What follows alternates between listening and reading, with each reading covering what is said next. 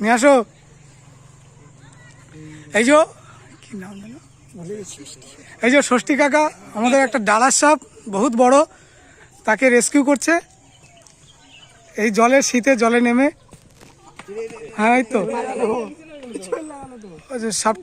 সাপটা জলে পুকুরে নেমে পড়েছিল শীতে। ঠিক আছে কাকা, খবর হচ্ছে এই দেখো আসছে, এই দেখো আসছে, ওই তো হাফ মার্ডার হয়ে গেছে সাপটা। ওইটা দিয়ে টেনে নিয়ে আসো। হ্যাঁ নেট পা জাল ফাল দিয়ে। সাপটাকে দেখতে পাচ্ছেন, আমরা খবর খবর 7 দিন থেকে এসেছি। 8 দিনে এটা সম্প্রচার হবে, সপ্তাহ 8 দিনে।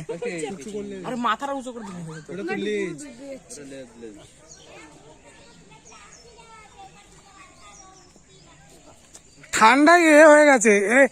সাপ হলো ঠান্ডা রক্তের প্রাণী, ঠান্ডার সময় তোমার গর্তে থাকে 3 মাস, খায়ও না, আর এই জলের মধ্যে নেমে গেছে, তো হাল খারাপ। সাপ আর ব্যাং ঠান্ডা রক্তের প্রাণী।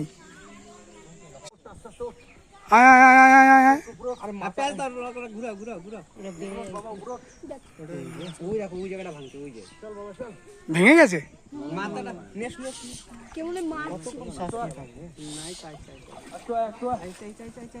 এত কষ্ট কে করবে তোর জন্য?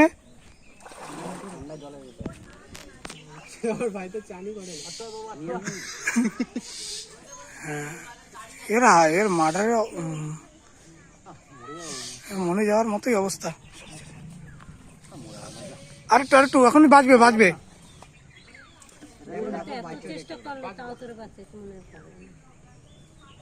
কোথায়? এখনো মরেনি।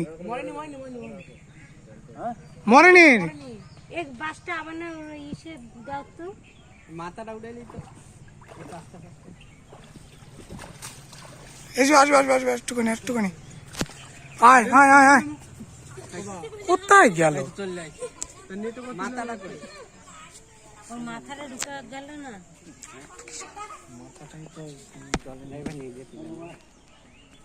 আরেকটু এ তো মরেই গেল মনে হচ্ছে।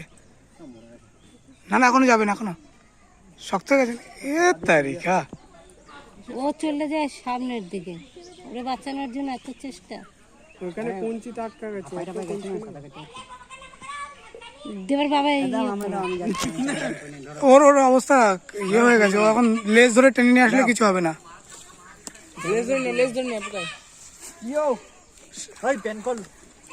চান করবো উঠে আস্তে আস্তে লেজটা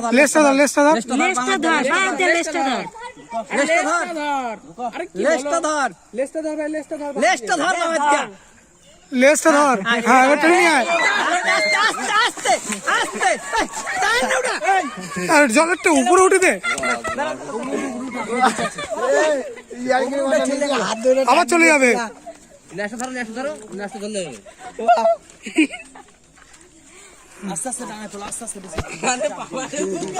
কাকা উঠে পড়েছে।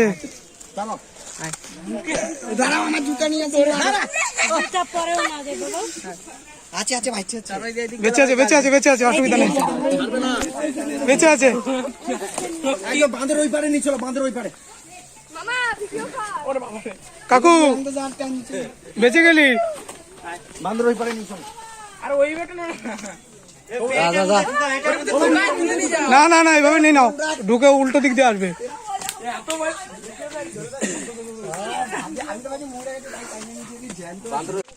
সব শোনা গো,